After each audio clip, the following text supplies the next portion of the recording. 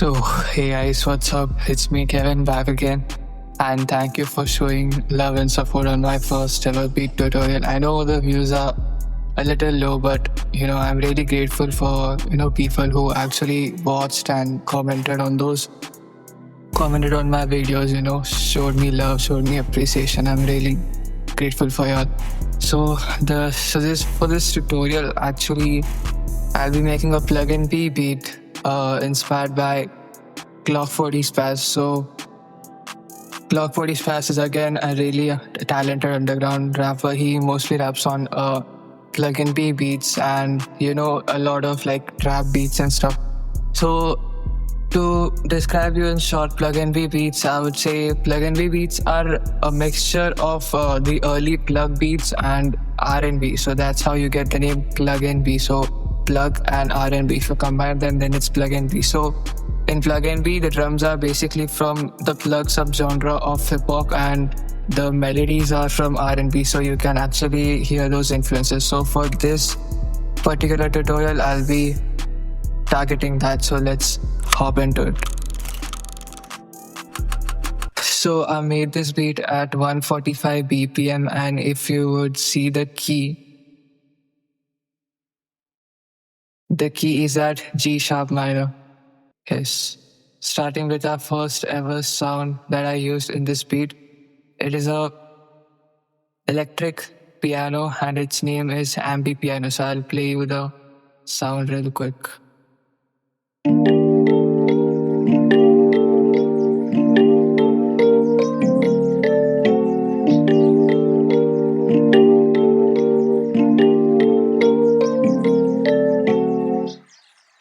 So what I did here is that I actually made chords and I chopped them up. And, listening to my ears, I actually made all of the top melody notes because I am not personally, I don't have any kind of music theory knowledge. I know a bit basic music theory like minor chords, major chords, triads, and all of those things. But really, if you give me a fucking piano, I wouldn't be able to make shit. So it takes me a lot of time to like make melodies and stuff, say at least like 15 minutes or half an hour. And if the melody is really good, then you can guess that it took me like almost an hour or so. So really like simple melody, nothing really crazy going on here. I tried to keep it as simple as possible and as catchy, as flowy as possible. And as you can see, I have actually altered all of these velocity notes so that it sounds very human, doesn't sound too much robotic. And I have strummed the chords at the beginning and from the end as well, as you can see. So again, it gives a really nice humanic feel to it. So the next sound that will be going towards is this electric piano again that I used to layer, and it's called Hit EP from Synology again, and this is how it sounds like.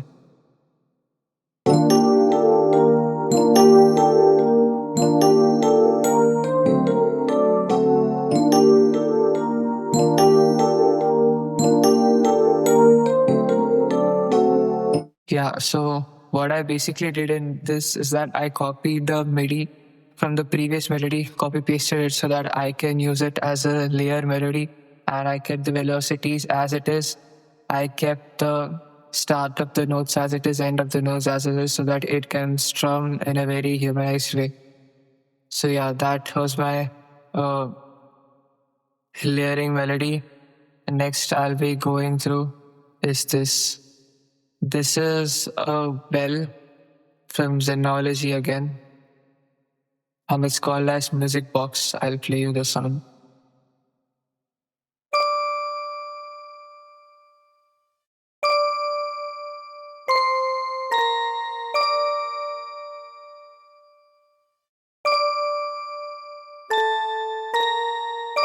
So if you're wearing headphones, you can actually hear how it pans, how it actually pans from left to right from one note and from right to left for the other note.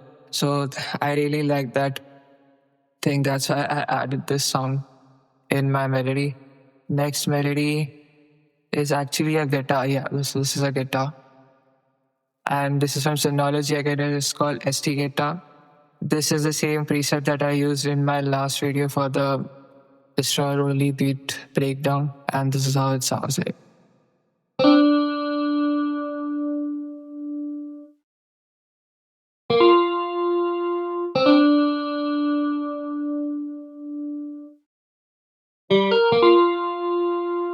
Yeah, nothing really crazy, really simple pattern. I just went along with my main melody.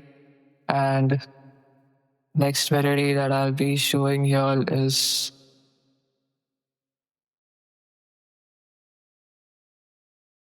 a electric guitar. Yeah. So basically what I did is that I used this electric guitar as my counter melody kind of thing. I tried to make a counter melody out of this electric guitar, and I'll show you how it sounds like.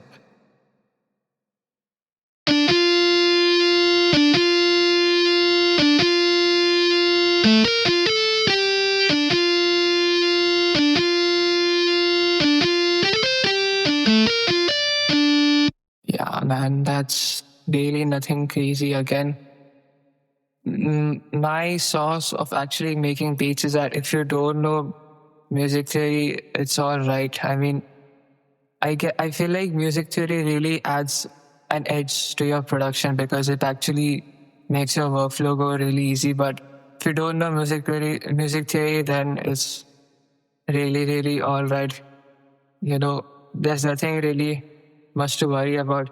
You already have these, you know, scale highlighters and stuff like that. And what this actually does is that if you on snap to scale, this feature is called snap to scale. If you're on snap to scale, if you would enable both of these settings, that is snap to scale and snap incoming MIDI, and if you play those notes on your keyboard, and it can be a MIDI keyboard, even your laptop keyboard or your PC keyboard. So what it does is that it locks whatever notes you're playing in that it locks whatever notes you're playing in that same, what do you call that, in the same pitch range. So let's say if I'm making a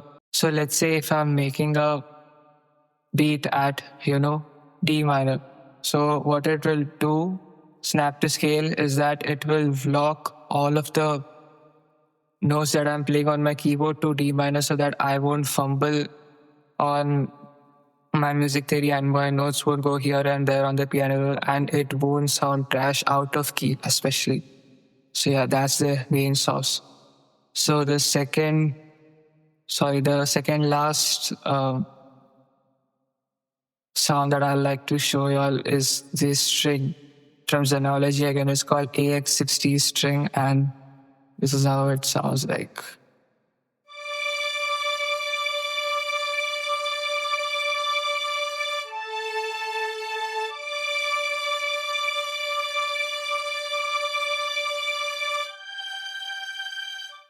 Yeah, nothing really crazy. What I did actually again is that I kind of drew all of these notes from the main melody, and I did a little bit of velocity variation, as you can see. And the next sound that I'd like to show you all is a sine lead. Now, sine lead, square lead, and cube lead are like really iconic sounds from a Pluggnb beat. And this is what it sounds like. I'll show you all.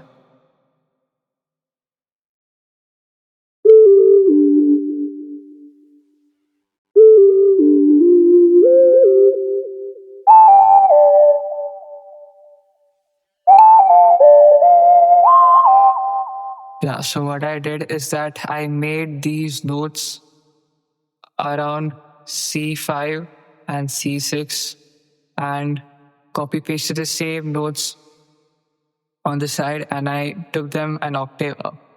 So that's why you can hear a little bit variation at the end because it is one octave up. So you can hear a little bit of difference in the pitch of these notes. Yeah. So this is This was actually my whole melody. I'll play all the melody sounds together so that you all can see how it sounds like together.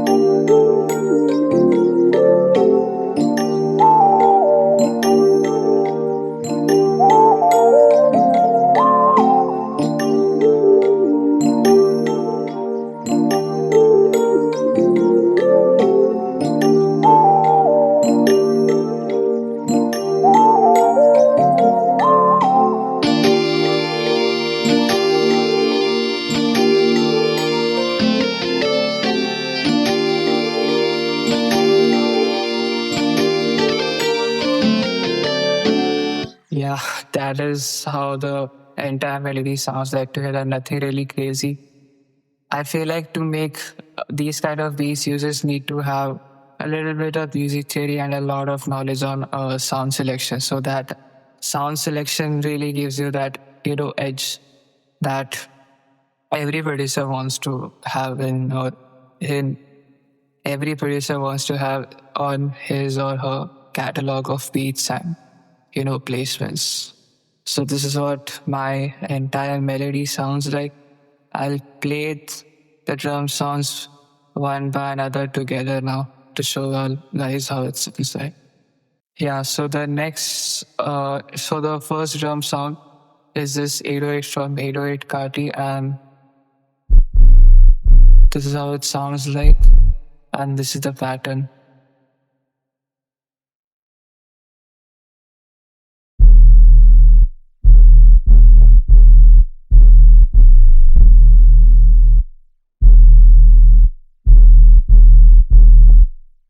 Yeah, so if you all can see, I have left space here and I have left space here as well. So what I did is that I added another 808, which I'll show you on next. And I added the same another 808 here as well. And what I did is that you all can see this thing. This is called a slide note. So what it does that when this note starts playing, the pitch of this note actually shifts down one octave. So you can see that this note is in E5 and this note is in E4. So if I play it, see, you can see the slight pitch bend which goes down one octave. So that is what slide note does. For the next sound is the another 808 and it's called Chase the Money 808. I love Chase the Money 808. I'll show you how it sounds like.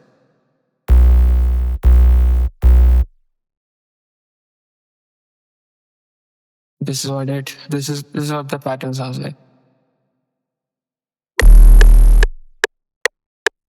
This is the starting part, and the end I did this.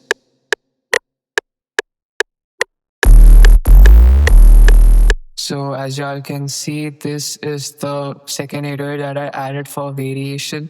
And as y'all can see in this 808 as well, I have made a slide note.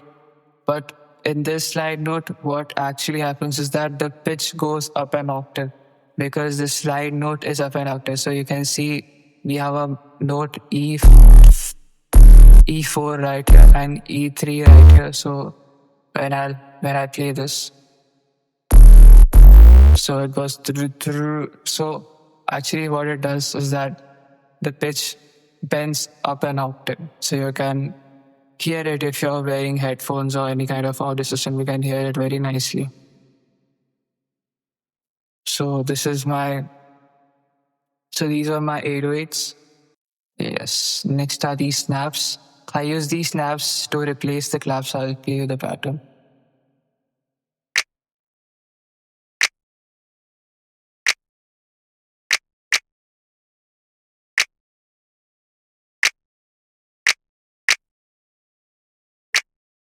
Yeah, nothing really crazy on the snaps as well.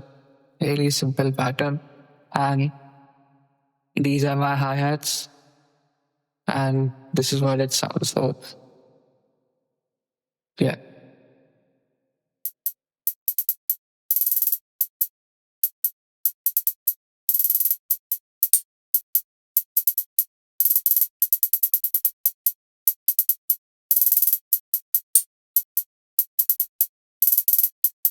So what I did on my hi-hats as well is that I actually pitched them an octave up.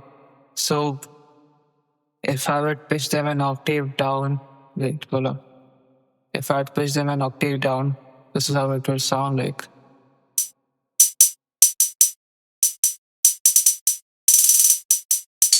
I really didn't like how it sounded originally, which is on C5.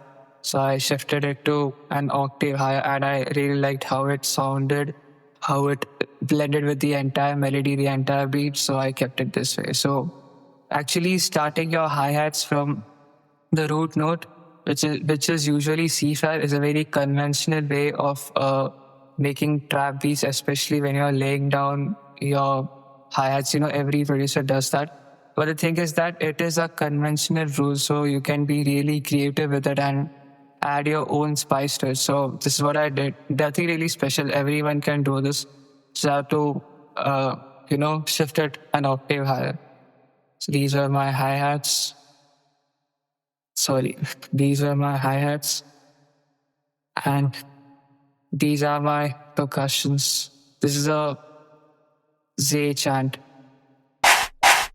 Really, really popular percussion. I'll play this pattern.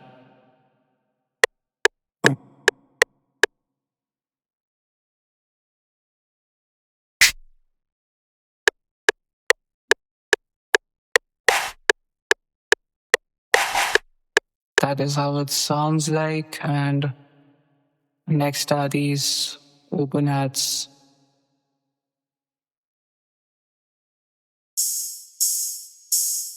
Open hats smooth. This is how it sounds like. And these are the pattern. This is the pattern.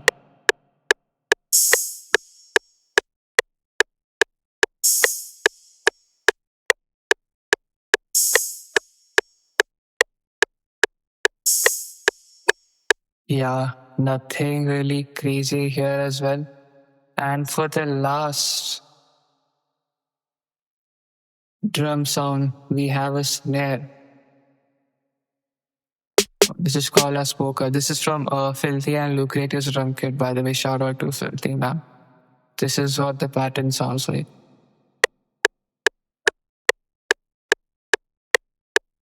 This is what the pattern sounds like.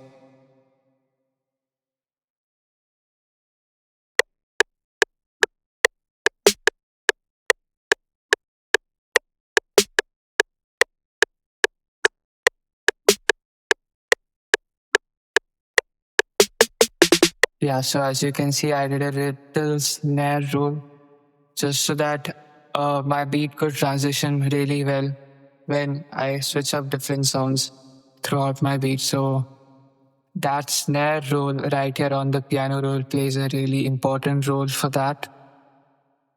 So these are my drum sounds. I'll play all the entire drum sounds together so y'all can hear how it sounds like.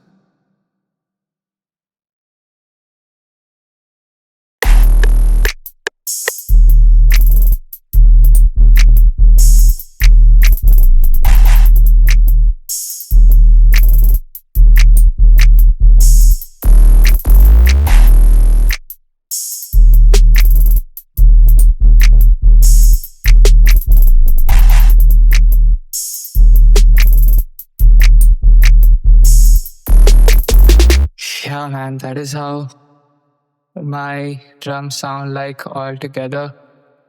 I'll actually play the whole beat in the preview or at the end of the video so that y'all can hear what the end product sounds like. And for the mixing, what I did, for the mixing, what I did is that I actually, you know, brought all of these sounds to -5 decibels so that it doesn't really clashes with everything on it. What I did on my both the 808s is that I shifted its sound profile from stereo to mono, and you can do this by shifting this knob right here. So if this knob turns blue, that means your sound is in mono. And if this turns white, then it's in stereo. So you don't really want that to happen. You don't really want that to go in stereo. So you shift it to mono, and you shift this 808 to mono as well. And for the melody, I added FAB Filter Pro Q3 on my electric keyboards and just a simple EQ, low cut EQ on both the electric pianos. And yeah, that's it. Pretty much that's it, man. Like, literally. Yeah, and this is actually low cut EQ, and I actually reduce the mid frequencies as well so that the frequencies don't clash together, you know? Yeah, and so For my master track, what I did is that I used an auto key actually to know what key I'm actually in. And auto key is really useful. It actually tells you what key the sample is, or what key the beat is, and it also tells you the tempo, beats per minute, that as well. So that is also really nice. And I added a fruity wave shaper to it. I boosted this little circle, you can see right here, just a bit. Well, now what this plugin does is that it adds a little bit of saturation to your beats without making them sound distorted. So it's really a minute thing that I did. It really doesn't add much to it, but yeah, that is what it is. And for the third plugin, I added a halftime on my master chain. So why I added halftime on my master chain is because I needed to add an outro to the beat. So I'll show you the halftime outro. So this is my automation clip for my halftime, and this is what the outro sounds like.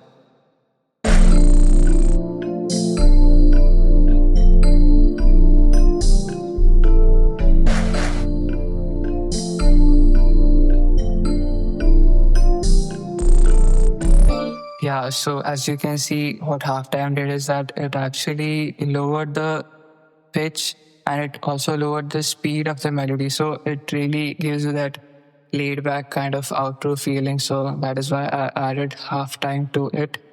Next, I added is a pitch fade. And what I did is that I set the range to 48 semitones, and I just shifted it right here at this point at like -1. So what it does is that my original beat is at G sharp minor, but since I actually lowered the pitch down to -1, as you can see right here on pitch V, so it actually lowers the pitch down of the whole beat. So I'll show you guys. So without pitch V, this is what my entire beat sounds like.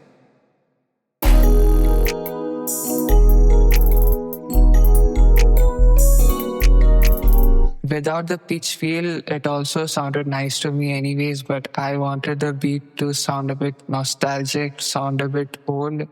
That's why I lowered the pitch down a little bit, and with the pitch feel on the master channel, this is what it sounds like.